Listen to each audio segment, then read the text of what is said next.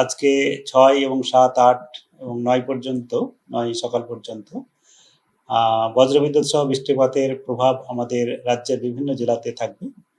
তার মধ্যে আগামী 24 ঘন্টায় যেটা বলা হয়েছে তাতে পুরুলিয়া, বাঁকুড়া, ঝাড়গ্রাম, পূর্ব পশ্চিম মেদিনীপুর, হাওড়া এইসব জেলাতে বজ্রবিদ্যুৎ সহ বৃষ্টিপাত, তার সঙ্গে দমকা হাওয়া 50 থেকে 60 কিলোমিটার পর্যন্ত যাওয়ার সম্ভাবনা রয়েছে। আর বাকি জেলাগুলোতেও বজ্রবিদ্যুৎ সহ বৃষ্টিপাত হওয়ার সম্ভাবনা রয়েছে, তবে দমকা হাওয়া কিছুটা কম হতে পারে, 40 থেকে 50 কিলোমিটার পর্যন্ত বলা হয়েছে। শিলাবৃষ্টিও সম্ভাবনা রয়েছে ঝাড়গ্রাম এবং পশ্চিম মেদিনীপুর জেলাতে। আর সব জেলাতেই, দক্ষিণবঙ্গের সব জেলাতেই অনেক জায়গাতেই হালকা থেকে মাঝারি বৃষ্টিপাত, বজ্রবিদ্যুৎ সহ হওয়ার সম্ভাবনা থাকছে। উত্তরবঙ্গের ক্ষেত্রে যেটা বলা হয়েছে, উত্তরবঙ্গেতেও অনেক জায়গাতেই হালকা থেকে মাঝারি বৃষ্টিপাত, বজ্রবিদ্যুৎ সহ এবং দমকা হাওয়া 30 থেকে 40 হওয়ার সম্ভাবনা থাকছে। আগামীকালও আমাদের বজ্রবিদ্যুৎ সহ বৃষ্টিপাতের সম্ভাবনা রয়েছে, তবে আগামীকাল দমকা হাওয়ার প্রভাবটা কম থাকতে পারে। চৈত্রের চাঁদি ফাটা গরমের মধ্যে কিছুটা স্বস্তির বৃষ্টি, সঙ্গে ঝোড়ো হাওয়া। মঙ্গলবার থেকে বৃহস্পতিবার পর্যন্ত রাজ্য জুড়ে বিক্ষিপ্ত বৃষ্টির পূর্বাভাস আবহাওয়া দপ্তরের।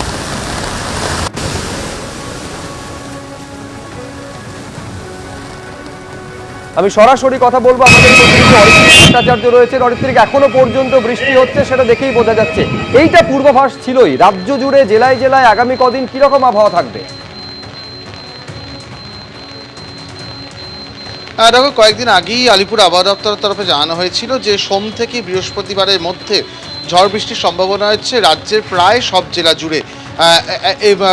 প্রধানত পশ্চিমী ঝঞ্ঝার একটি দাপট রয়েছে, তার সঙ্গেই তেলেঙ্গানা পর্যন্ত বিস্তৃত একটি নিম্নচাপ অক্ষরেখা রয়েছে এবং তার জেরেই এই বৃষ্টিপাত শুরু হয়েছে। এবং যেটা জানা যাচ্ছে যে এই মুহূর্তে রাজ্যের বিভিন্ন জেলায় বৃষ্টি চলছে।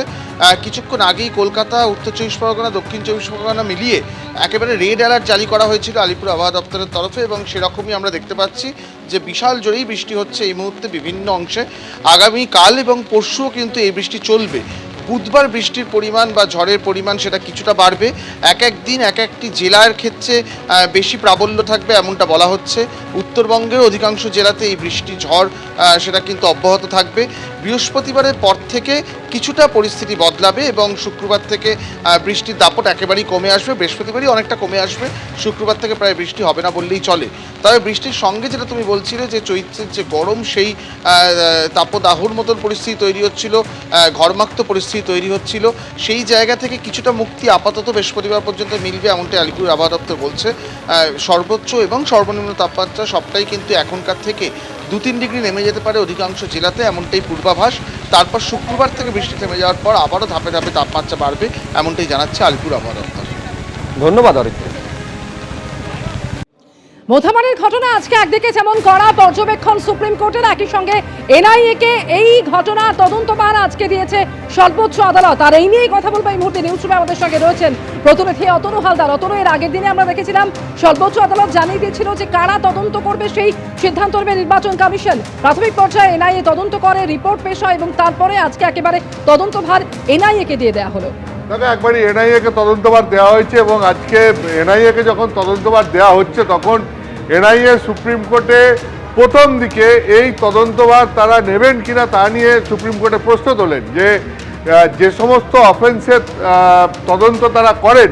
মানে আমরা তো জানি যে এনআইএ তৈরি হয়েছে মূলত টেরোরিজম অ্যাক্টিভিটি সেইটাকে প্রতিহত করার জন্যে। ফলে তারা যে ধরনের ঘটনার তদন্ত করেন সেই ধরনের অফেন্সের মধ্যে এখানে সেরকম কোনো অফেন্স তারা পাচ্ছেন না। তাতে সুপ্রিম কোর্ট বলে যে আমরা বললে তো কোনো অসুবিধে নেই, অর্থাৎ সুপ্রিম কোর্ট নির্দেশ দিলে কোনো অসুবিধা নেই, সেক্ষেত্রে সুপ্রিম কোর্টের নির্দেশে এনআইএ তদন্ত করতে পারবে।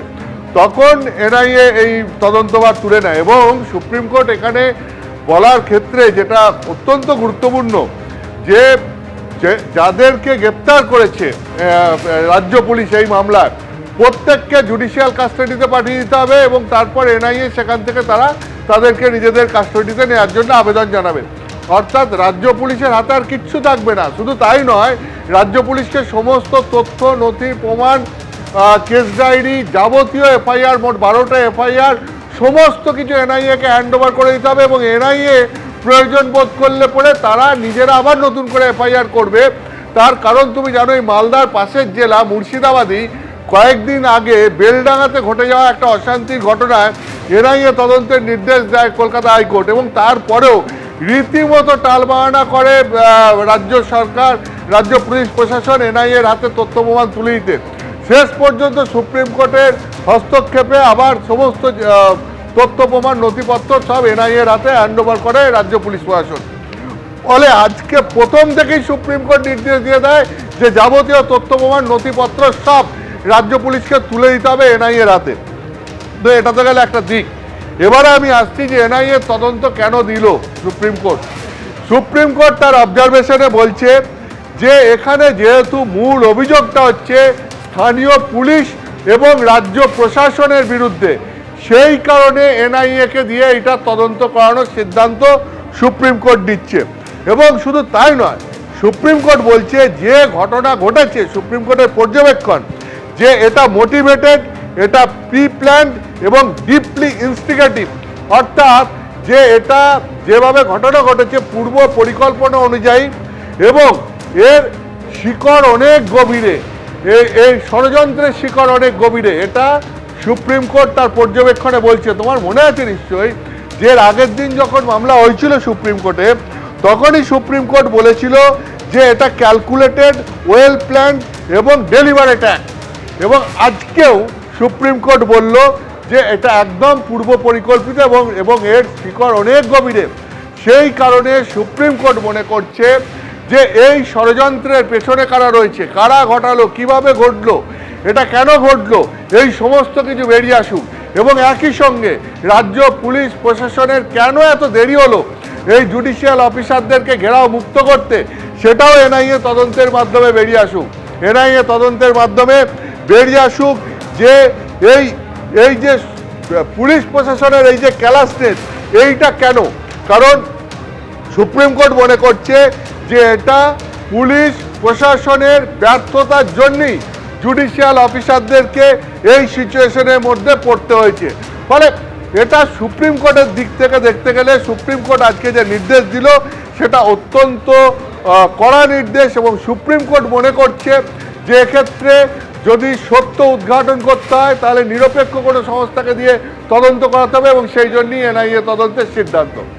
এরপরে আমি তোমাকে আর দুটো জিনিস বলবো যে আজকে সুপ্রিম কোর্ট বুঝিয়ে দিয়েছে যে রাজ্য পুলিশ প্রশাসনের অফিসারদের ওপর সুপ্রিম কোর্ট কতটা ক্ষুব্ধ। কেন বলছি সেটা হচ্ছে, তুমি জানো যে আগের দিনে একটা প্রশ্ন উঠেছিল যে যখন ক্রাইসিসের সময়, সেই সময় মুখ্য সচিবকে পাওয়া যায়নি, তার সঙ্গে ফোনে কলকাতা হাইকোর্টের প্রধান বিচারপতি যোগাযোগই করতে পারেননি। আজকে সেই প্রসঙ্গে ওঠে এবং অনলাইনেও হাজির ছিলেন সুপ্রিম কোর্টের এই প্রধান বিচারপতি এজলাইসে অনলাইনে হাজির ছিলেন মুখ্য সচিব।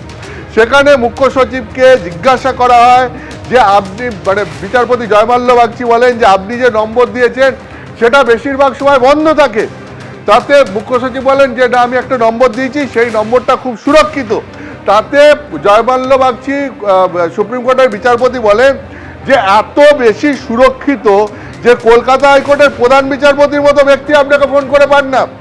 ফলে কলকাতা হাইকোর্টের প্রধান বিচারপতির কাছে গিয়ে আপনি ক্ষমা চান, আপনি কারোর সঙ্গে যোগাযোগ রাখেন না, সবাই আপনার অন্ধকারে থাকে।